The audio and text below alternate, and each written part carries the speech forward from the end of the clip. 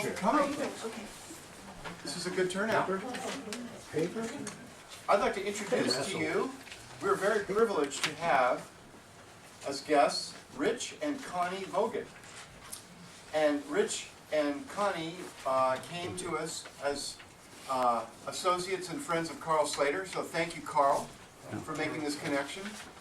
They are members of the Green Team at the Keystone United Church of Christ, and they have been involved in raising awareness on the faith-based level of climate change for several years now. They were trained by Al Gore personally in Chicago. And so at this point, I think I'd like to hand it off to Rich, and if you have anything more you'd like to say about yourself. That's part of the introduction. Okay. But anyway, thank you so much for coming. We really appreciate your time.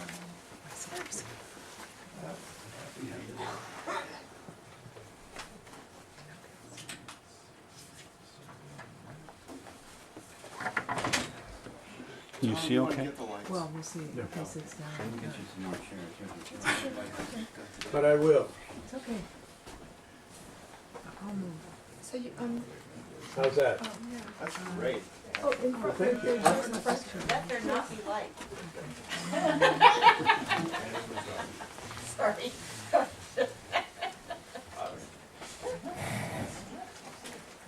Hey, Susan. Okay, it's kind of a way of introduction. I'm a baby boomer, and so I grew up listening to folk singers talking about the social injustices of the day. I kind of raised my social consciousness. And in 1970, I was out there on I-5 protesting against Nixon's invasion of Cambodia. And then my social consciousness kind of went to sleep. Career in dentistry, and it wasn't until 2006 in Al Gore, Inconvenient Truth, where we asked the question, what will future generations think of us? Did we do the right thing? Did we find the courage to stand up to all the fossil fuel people and correct the situation, or did we just let it slide into chaos? So and then 2 years ago, well, February of 13, I went back to Washington for, at that time, the largest climate rally to ask President Obama to lead our country, lead the world in facing the climate chaos.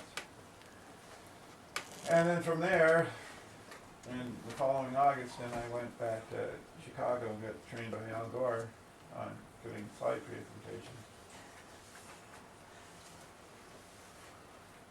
So as far as how this relates to faith, I think kind of the bedrock of our faith is in this kind of the preamble to the parable of the Good Samaritan, where love the Lord your God with all your heart, with all your soul, with all your strength, with all your mind, and love your neighbor as yourself. And in terms of climate change, who is my neighbor? It's the elderly, who are prone to heat waves. It's the very young that are prone to heat waves. It's people in less developed countries. They get impacted more. They didn't create the situation, but they're getting pounded by it. Lots of floods. Indigenous people. And all the other creatures that inhabit the planet with us. They're the voiceless and the defenseless. They didn't cause a problem.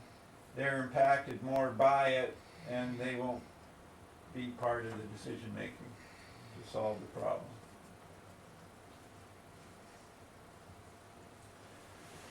So 97 out of 100 climate experts agree humans are causing global warming, and you'll get people who say, well, that's not certain. We got 3 over here who say it isn't.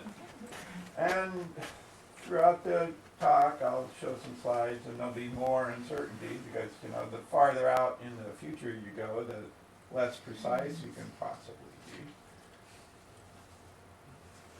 But the bottom line is that this is the age of specialization of information.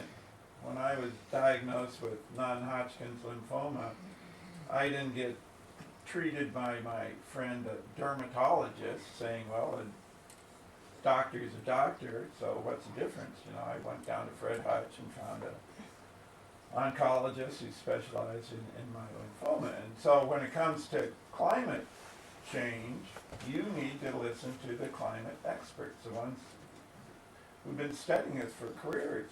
I mean, I can go to one of these denier sites and sign on their petition saying this is all a lot of hooey because I have a BS in zoology. I have a Bachelor of Science.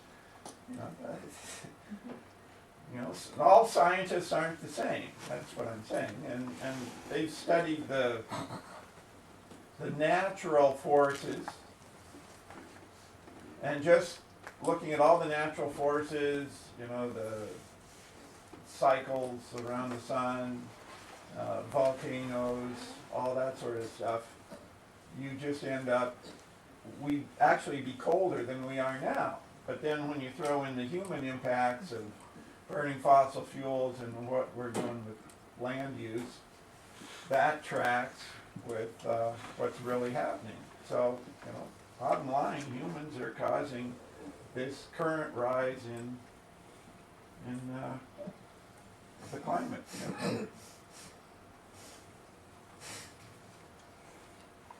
But don't be alarmed, you know, we've got solutions.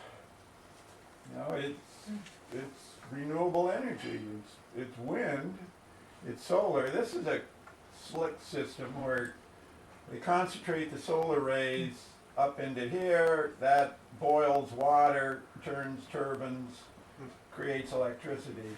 So for a while, even when the sun is down, it's still generating electricity, as long as the water's still boiling. And then you have traditional solar panel.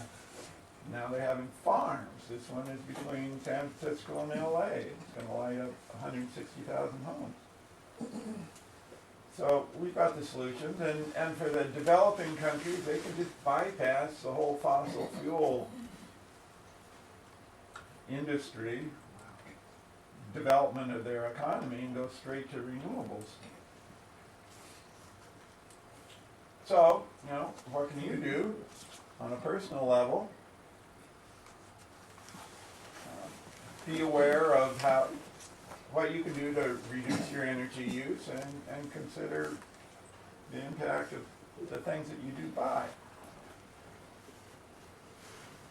You can calculate your carbon footprint. You know, there's various carbon footprint calculators on the internet. And really, you know, climate change is a case for environmental justice. You know, it's the rich are creating the problem, and the poor are getting hit with it harder because they don't have the money to build structures to ward off extreme climate events. And it's intergenerational because what we're doing now is going to affect future generations. And I like this quote from Exodus. It basically says, you know, you have to be responsible for your actions and make restitution.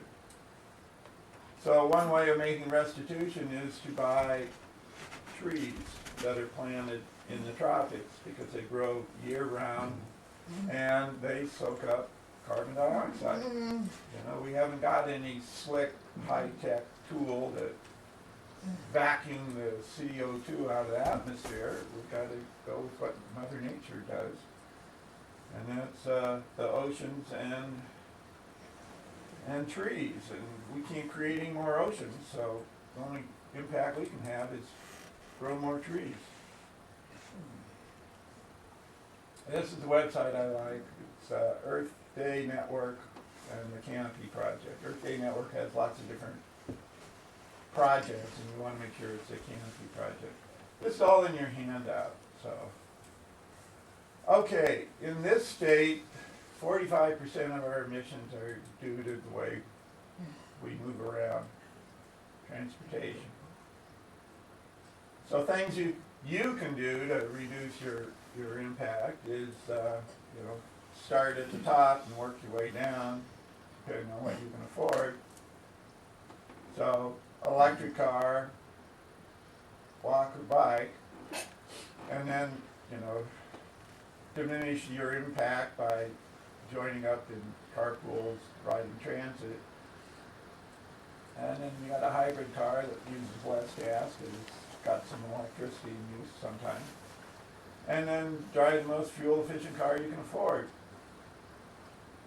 And then ways you can improve your mileage, so you're using less gas, is keep your tires inflated, replace your filters. Use better driving skills. Doesn't mean you got to drive like grandma, but you can still improve. My your grandma mileage. drives pretty well. I'm not gonna fight grandma. Don't put my grandma down. And then your energy use in your own home. I'm gonna skip through these real fast. Basically, you got low cost or no cost methods. You can help reduce your energy use. The one I didn't know about is phantom load. So all those appliances you got in your house that have the little light glowing on them, even though they're turned off, you got the little light glowing. They're sucking anywhere from 6 to 8% of your light bill every month. So the slick thing to do is to get one of these smart strips, and you plug your computer into the blue, and then put in your monitor and your printer and all the other accessories in the other areas. And then when you turn off your computer, they all go totally. So don't have a phantom load problem that way. Other low cost things you can do, these are all in your handout. And after you save all that money from the low cost things, you go to the moderate cost, which is basically energy efficient appliances and adding more insulation in your attic. Then after you've saved a bunch of money from that over the years, and then you get into the high cost things, which is like a heat pump or a better efficient heat system. And then go to thermal windows. And you can just, do one set of windows at a time, one side. You didn't like have to bite the financial bullet all at once. And you can save more energy that way.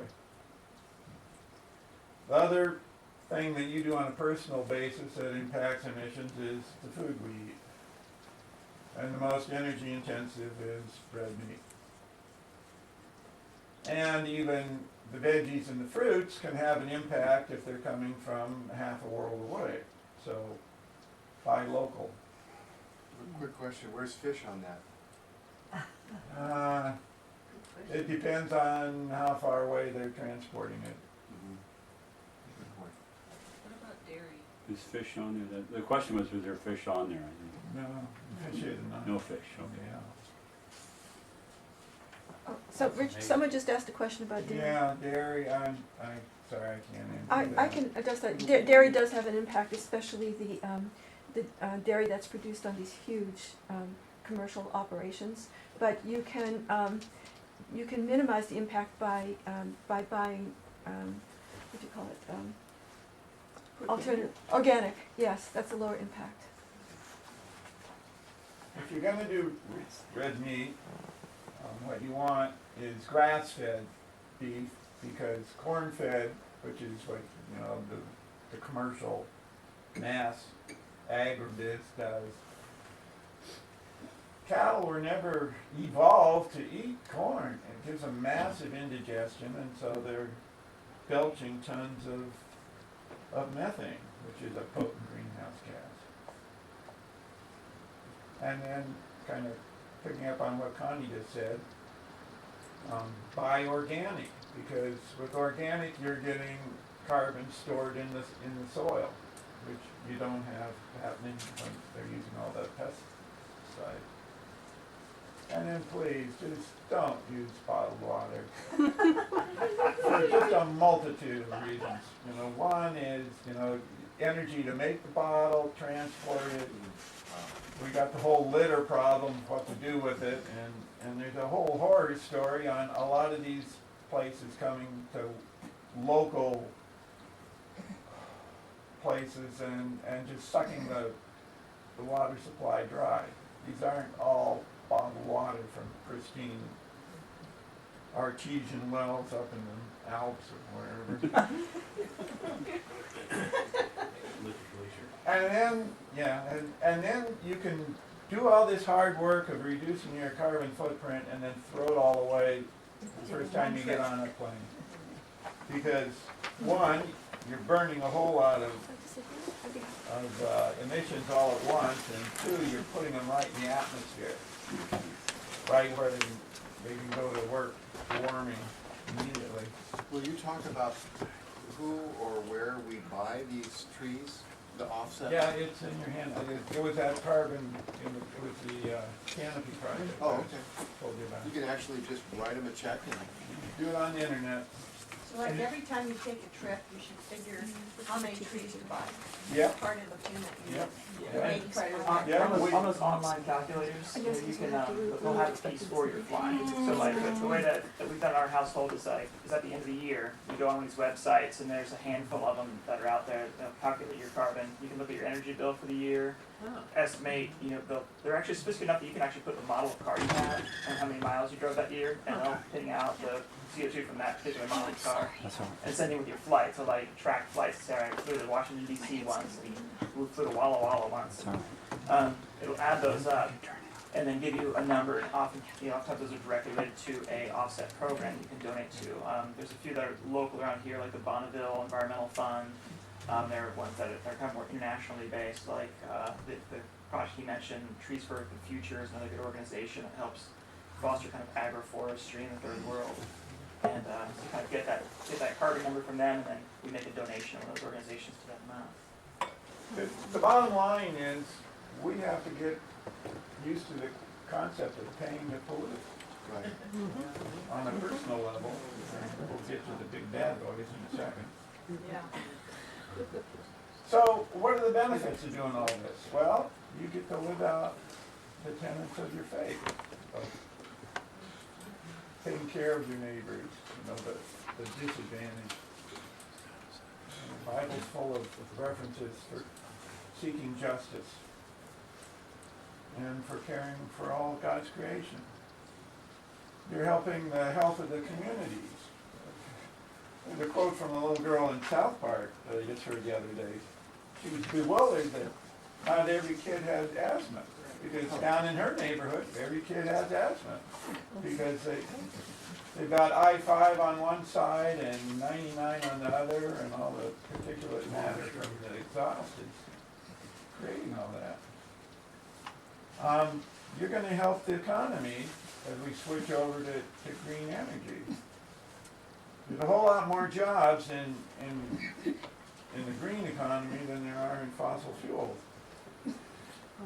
And it's time we start working on this income inequality by giving jobs to sections of our society that hasn't really gotten a bunch of jobs.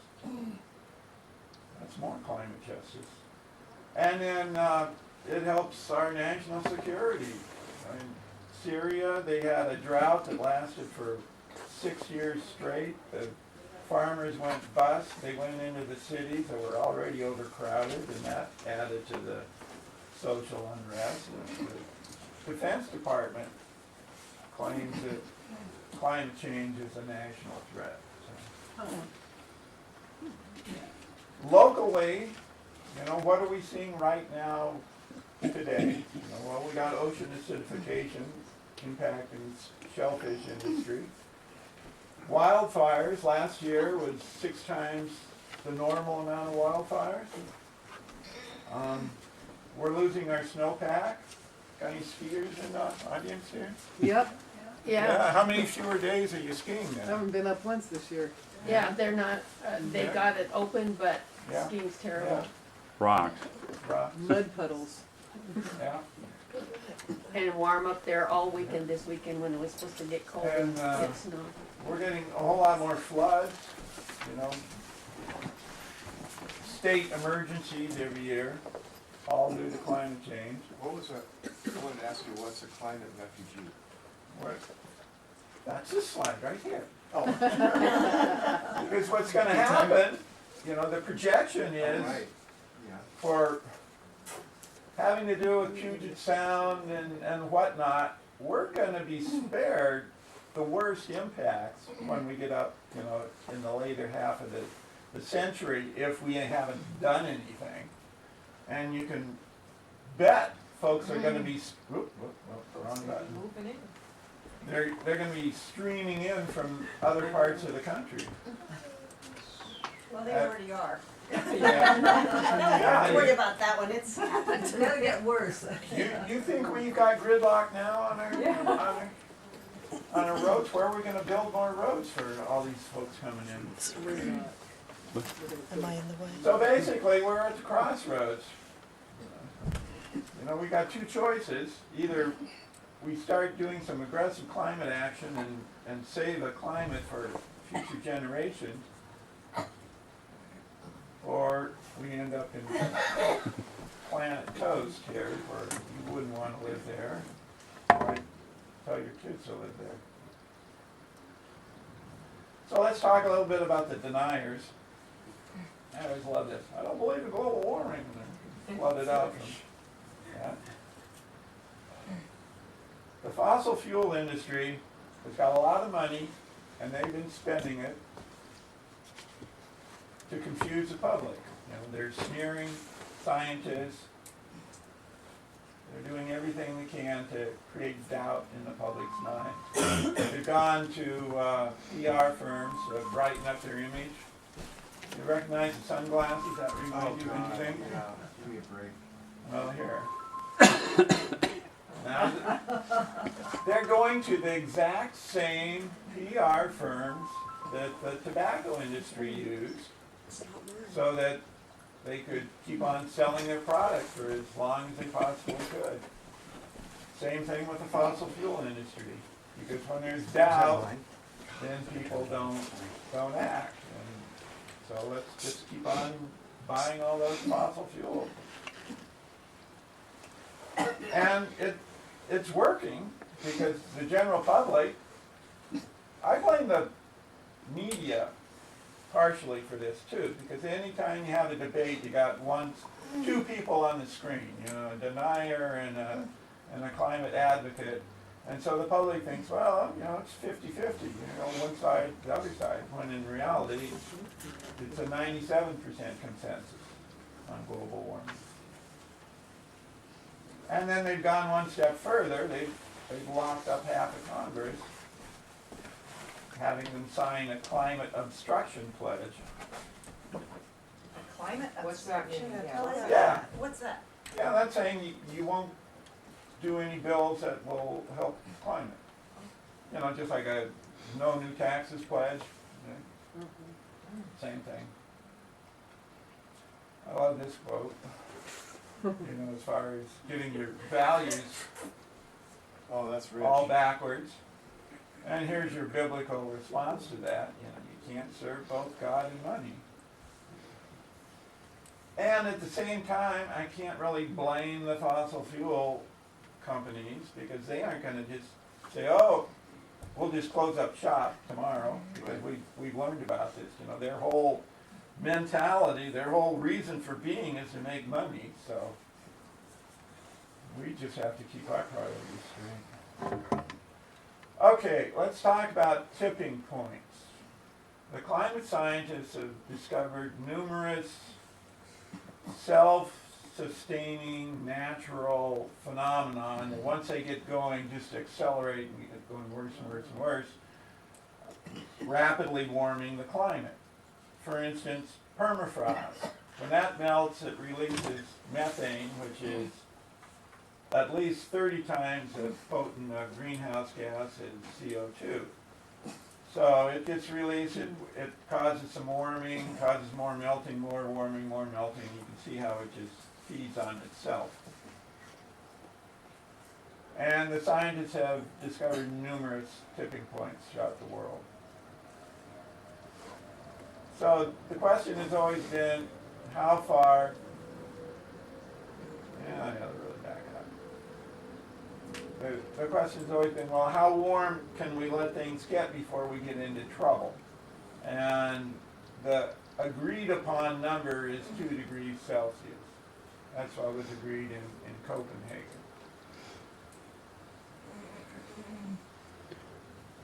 And right now we're rapidly approaching 1.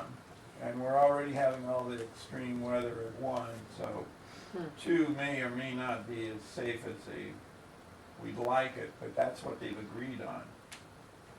However, if we just keep on going the way we're going and burn the fossil fuels that have been discovered, you're going to hit 6 degrees. So, what does that mean?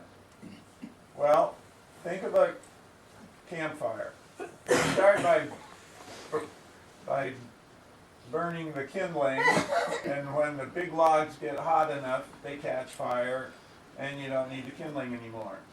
And so what human activity is doing is it's warming the climate. If it gets hot enough, it's going to trigger those tipping points. And if they get going, then climate change becomes irreversible. So that's the overarching thought you have to keep in your mind when it comes to climate change is don't let the tipping points get activated, or else it'll be beyond our ability to rein in the consequences. So, how long do we have before we get into real trouble? The climate scientists have been able to make a straight calculation, a correlation between, if you burn X amount of emissions, you get Y amount of temperature increase, climate increase. So it boils down to a quantity. And so far, we have basically, if the top of the glass is 2 degrees, we've burned half our way there already. And at the current rate that we're adding emissions, we're going to hit 2 degrees in the early 2040s.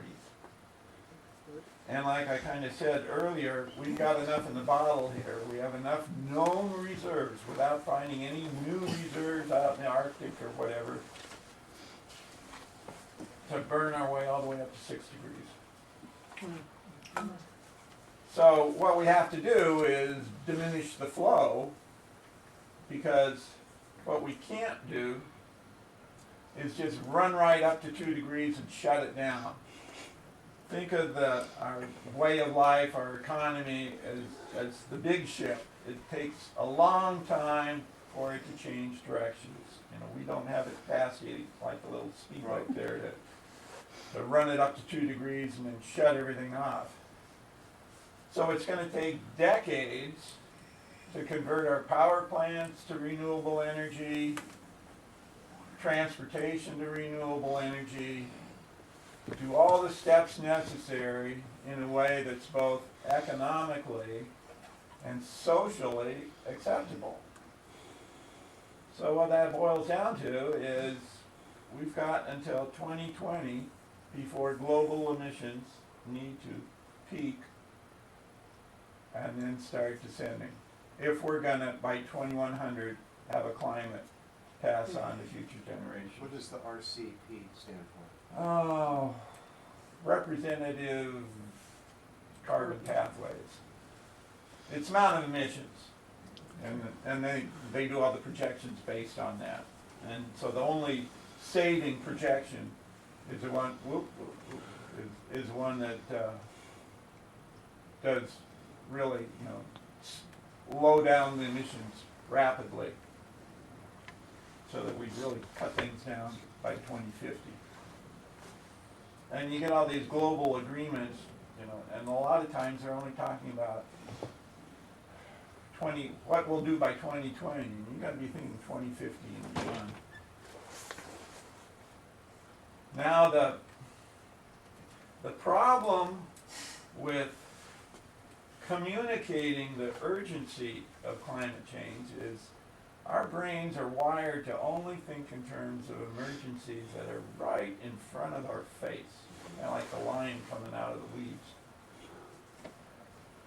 And if climate change was as immediate as pulling a trigger, we would have solved this problem shortly after Carter put solar panels on the White House. But instead, climate change has lag time between when you burn emissions, it's 50 to 100 years before you get some rise in the temperature. And so people are kind of ho-hum about it. It's not immediate enough for our brains to say this is really, It's not 9/11. you know, yeah, It is, but it isn't. exactly. Now, George Marshall has another theory, which he calls kind of our inner weaknesses, and it goes like this. Once you realize that you are inadvertently responsible for the man being beaten on the road in the story of the Good Samaritan, that it's our way of life that's contributing to this problem, then you get these negative emotions coming up of guilt and shame, and then you start looking at the vastness of the problem. It's global, and the financial reserves of the fossil fuel industries, and it triggers all these emotions and more. So the response, according to Marshall, is you don't want to deal with these negative emotions, and you don't want to deal with having to change your lifestyle because the status quo is nice and comfy. So you just kind of package those thoughts together and say, I'm going to mobilize all my biases to ignoring the problem. I'm going to put it in the back of my brain in the ignore file. I'm going to make climate change more distant and less relevant to my values. And we're all going to kind of agree this is a subject we aren't going to talk about.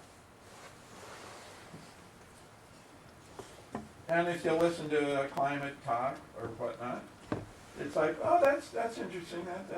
That's information, data, ho-hum. Doesn't really trigger your value system because you've insulated it. It isn't something that says, oh, well, I got to do something about this because you've got it insulated back in the ignored file. Now, the antidote to this is to join a group. Because in a group, you're no longer alone.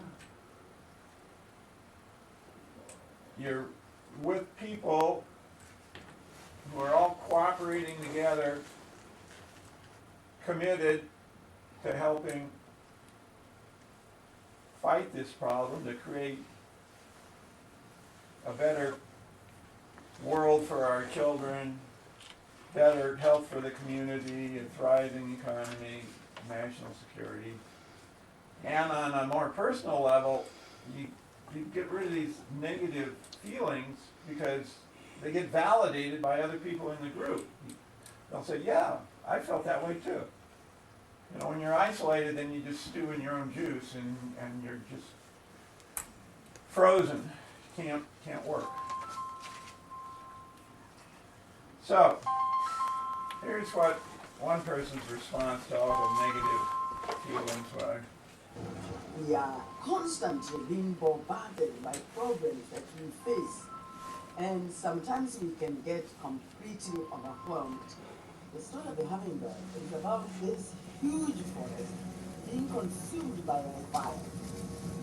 All the animals in the forest come out and they are transfixed as they watch the forest burning, and they feel very overwhelmed, very powerless, except this little hummingbird.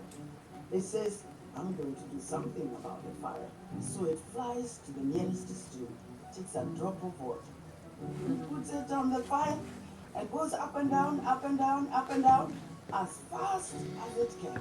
In the meantime, all the other animals, much bigger animals like the elephant with a big trunk, could bring much more water. They are standing there helpless, and they are saying to the hummingbird, what do you think you can do? You're too little. This fire is too big. Your wings are too little. And your beak so small, you can only bring a small drop of water at a time. But as they continue to discourage it, it turns to them without wasting any time and tells them, I'm doing the best I can. And that to me is what all of us should do. We should always feel like a hummingbird. I may feel insignificant, but I certainly don't want to be like the animals watching as the planet goes down the drain. I will be a hummingbird. I will do the best I can.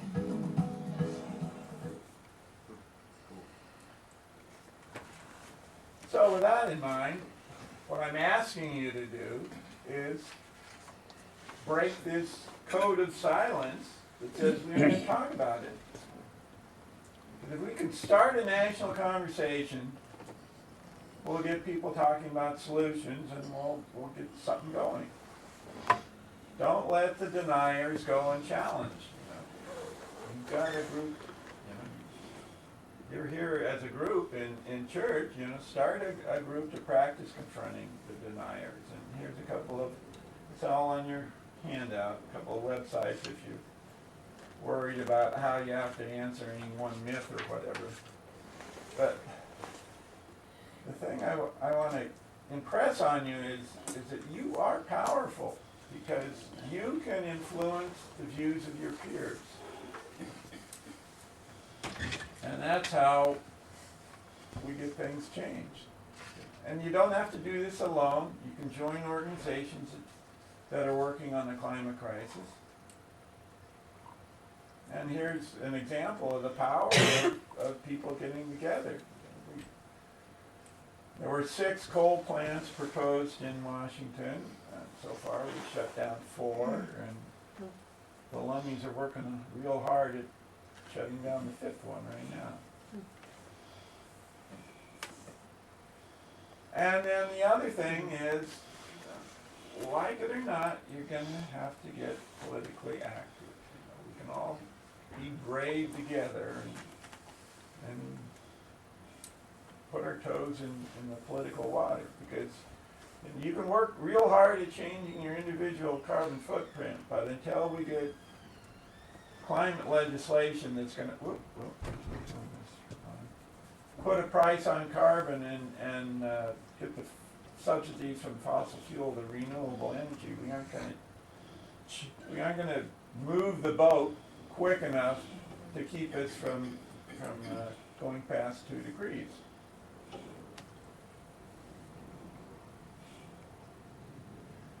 Let me decode this quote for you.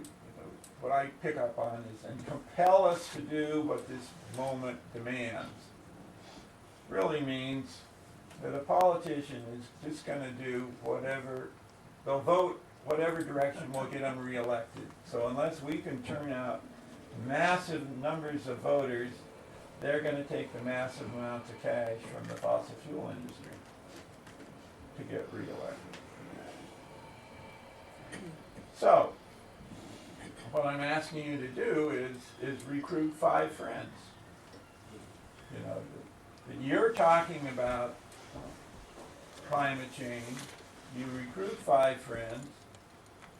As a condition of them joining your group, they have to also commit to recruiting 5 friends. And whenever there's an email that comes rolling down saying, call, write, phone your legislator about some piece of climate legislation, you do that, you activate your circle and they activate their circle, and that's how we're going to build a massive movement in the little time we have left. Here's a piece on putting a price on carbon. Now, thanks to carbon pollution, we have weather on steroids. And we're paying for it. Congress has agreed on more than $50 billion in relief for the victims of Superstorm Sandy. The costliest global disasters of 2012 were Hurricane Sandy, cost $65 billion, and the year-long Midwest Plains drought that cost us $35 billion. Drought relief, disaster relief, battling wildfires, building seawalls.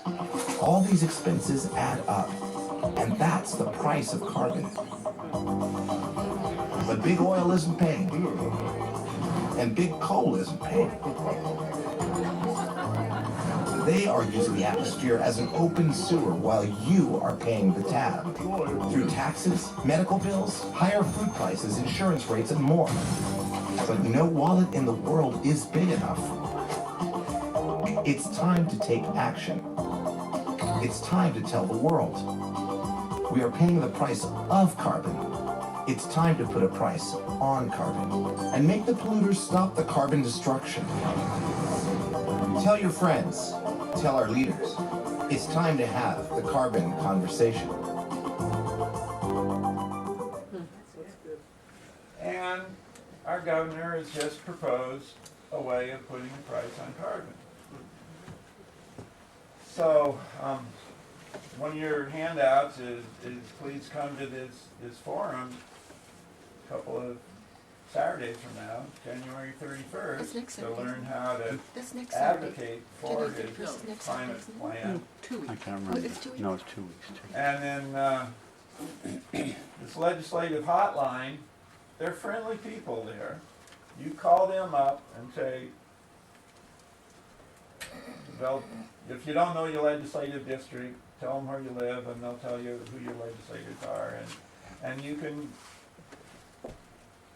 tell a message, they dictate it and they send it off to both members of the House and your senator, and a copy can even go to the governor on any piece of legislation you want to propose.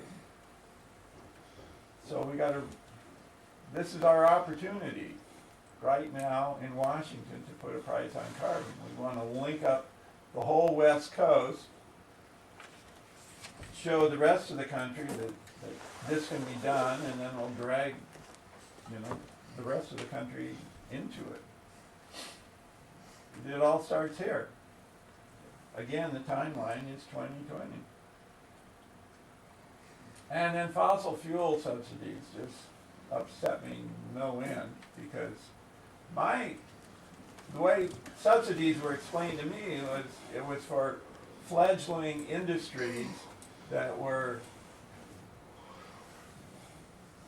thought of needing, that were needed for society, so we're going to back them up until they can stand on their own 2 feet. And instead, now we got taxpayer money going to oil companies so they can go out and discover more reserves, when in fact 70% of the known reserves can't be burnt if we're going to have any sort of climate legislation. These subsidies need to go to the renewable industry so they can get better batteries so everybody can have an electric car that doesn't cost them a Tesla, and have the range better than a Leaf.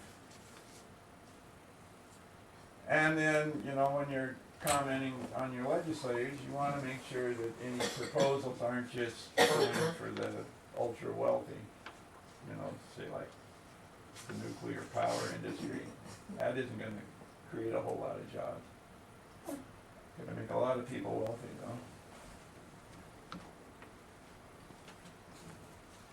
So, like it or not, we're the first generation. It's us. It's up to us. We're either going to decide to destroy the climate or to save it.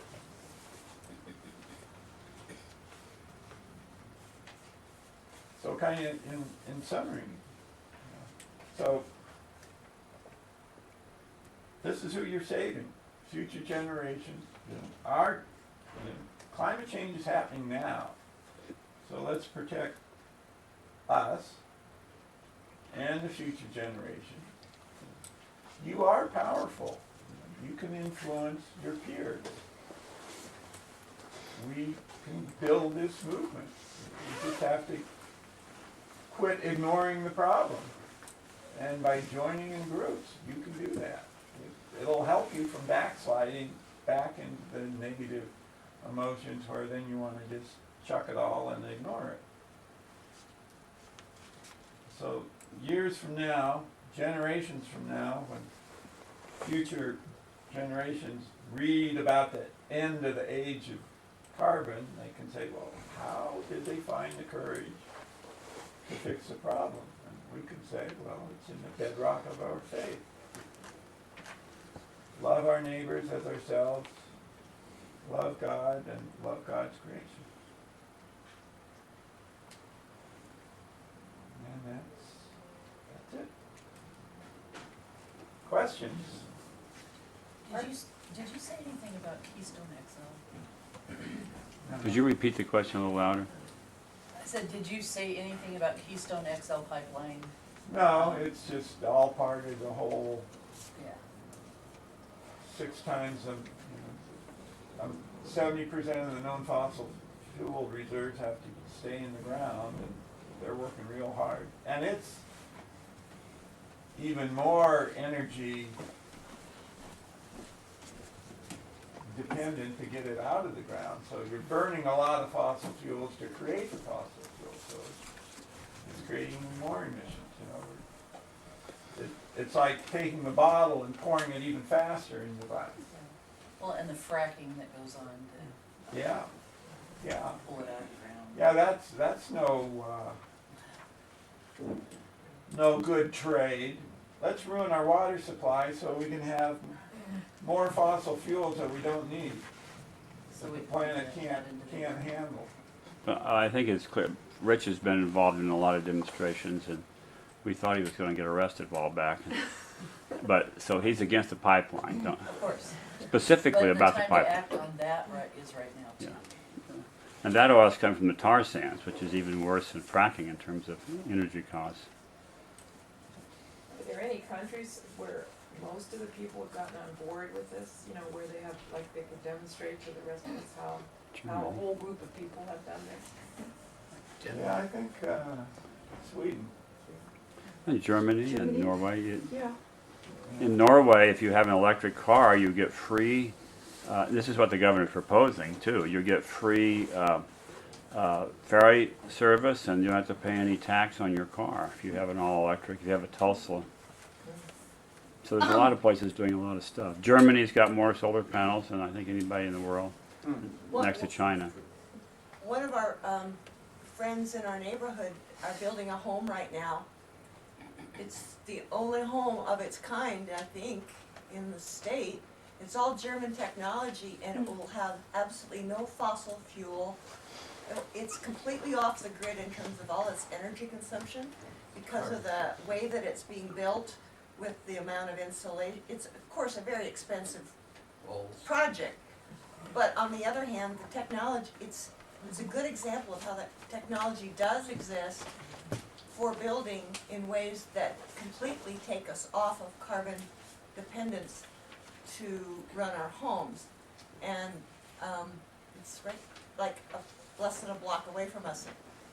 Kind of an interesting development, as you say about other countries.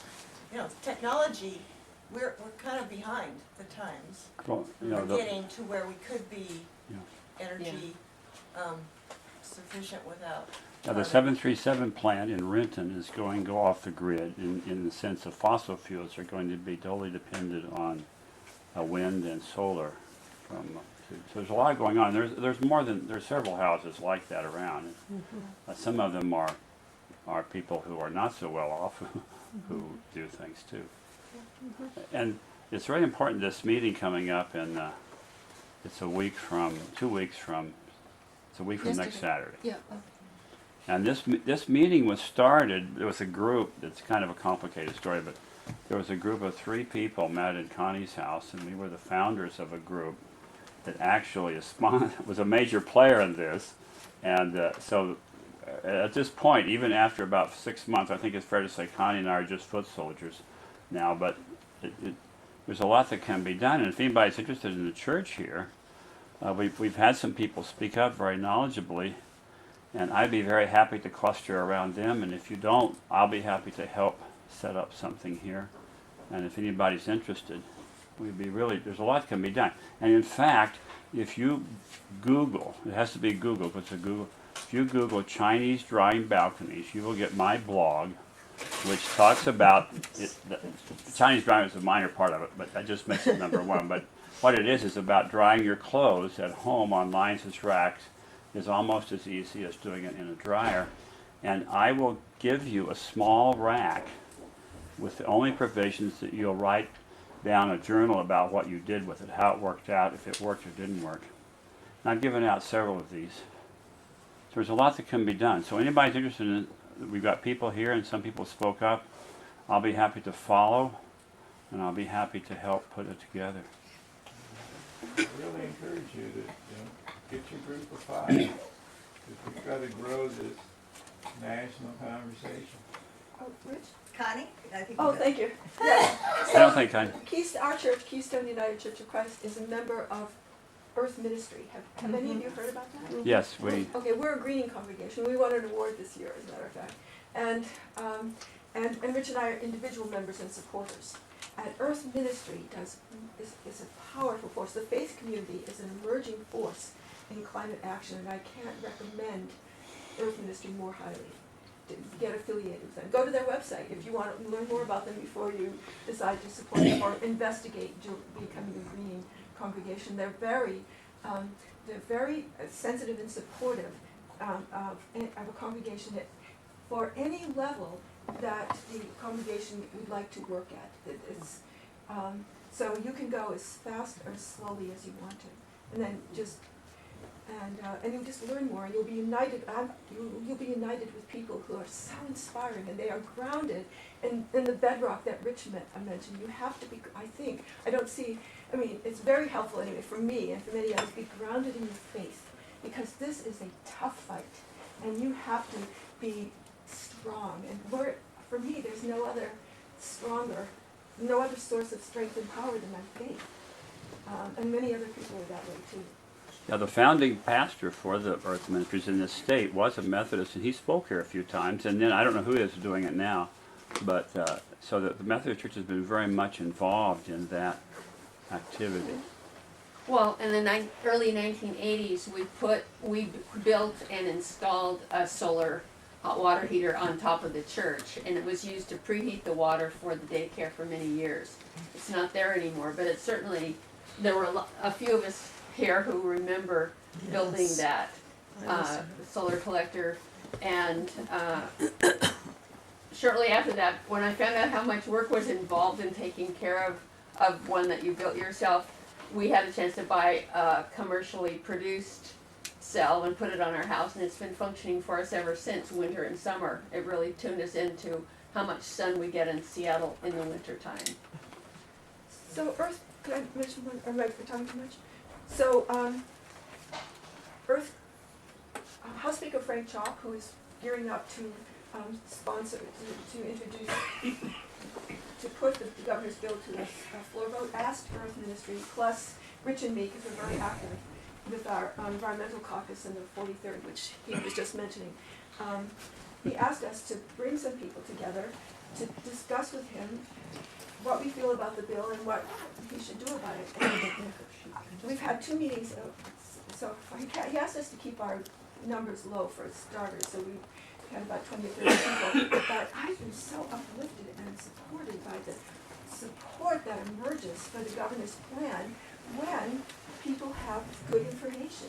And this is key. Putting a price on carbon is a key aspect of solving this problem. It's not the only thing, but it's critically, it has to be there.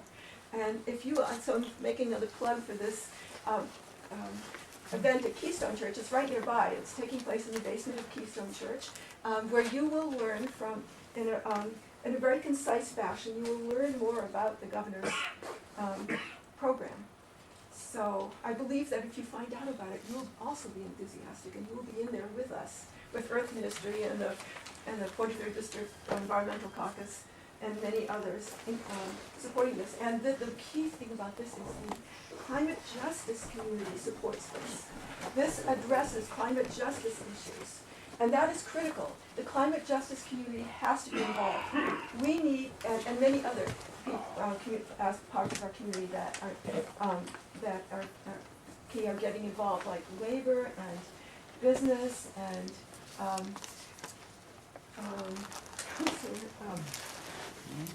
communities, communities of color, the health community, because the health impacts for fossil fuel burning are severe, as he was, alluding to. So we're building a big coalition, and the faith community is a big part of that, and that's going to be key. I think we're just about out of time. Okay. Does anybody else have Well, one more question? We've got a few minutes. It's only 10:43, but I think it's really important that you tell us you're kind of laying it out. What do we do? What's our next step, and how do we partner with you and others? I mean, what have you done to your other church communities that you've talked that have lit the spark and enable some real concrete action? I mean, this is all stuff that's kind of overwhelming. Yeah. What can we do right here, right now, next week, in 2 weeks? We can go to this forum. Yeah, you have one, but right now the best thing is to call your, get on that hotline and get your senator and your representative, even if you're in the blue districts, like probably. Oh, that's would even vote. more important. If No, you're, no, the point is, get a hold of them and tell them that you are supporting the governor's plan. yeah, The reason is if we control both houses, as we tried to do, which we failed, we could have a big fight as Democrats, for example, and environmentalists do. But right now, the governor has a plan. We'll be lucky if we get it through and support that plan. Just call them up, and if there's enough information here, and we can get you more information. But right now, calling, and then we can set up a group here as much as you want. But call right now. Also get on House the and internet, Senate. because Yeah, House and Senate, both of them. Even though you're thinking. Huh? every week you can answer, join the groups that are organizing around this and put your vote into the cause, and you can do it every, 20 minutes every night. You can cover so much more ground when you join these. The telephone number was up there, but the internet is the way to go as far as registering weekly voting on each campaign issue. Well, John, kind of to answer your question, I'd say get your group together and everybody gets to vote. What do you want to do? And join this urgent. I gave you a lot of ideas. Right. And then it's a matter of what would you like? You don't have to reinvent the wheel. Right. So, Exactly. Joining Earth Ministry, they'll give you a lot of directions as a church, what other churches have done. Okay. But, don't feel isolated like, oh, now I'm overwhelmed with too many choices. Right. What makes sense to you, as a group, so that you're all kind of pulling in the same direction. Because once you start pulling in the same direction, you get that power. What do you? How about if we had Earth Ministry come and do another adult ed here as a follow-up, as an organizing follow-up? Yeah, that's a good idea. That'd be well, great. right now, the legislature is in session, and it doesn't last very long, and it's crucial now, these days, this week, to get in touch with the legislature, because they have been, the Republicans have the majority in the Senate still, and they have been creating opposition to the governor's plan ever since they found out what it was. So that's what we have to do So right two now. things. One is right now you can, and the hotline is a little better than voting with your emails, because I use the emails, and we use these organizings that we do too. But the hotline is your direct link to your representative and your senator, and it doesn't take much to call that. And you can also email them directly. Those emails are in there too. But right now, the organizational thing, John, I think he's on the right track. Get Earth Ministries here. We've got some people who've spoken up and have a lot of knowledge. So just get together and we'll go. And just start talking to your neighbors about, I just saw something about the whole urgency of it. Because I'm hearing stories that that they're already, the opposition's already revving up all these, radio ads saying the governor's a liar? Anybody